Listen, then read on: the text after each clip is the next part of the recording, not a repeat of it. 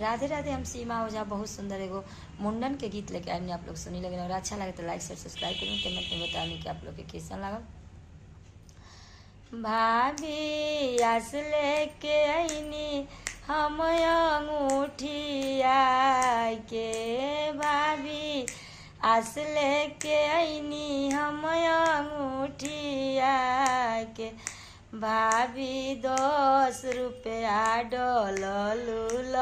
परिया में, भाभी 10 रुपया डललूल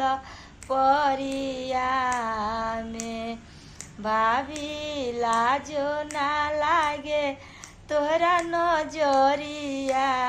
में, भाभी लाजो ना लागे तोरा नजरिया में, भाभी 10 रुपया डललूल परिया में, भाभी 10 रुपया डललूल परिया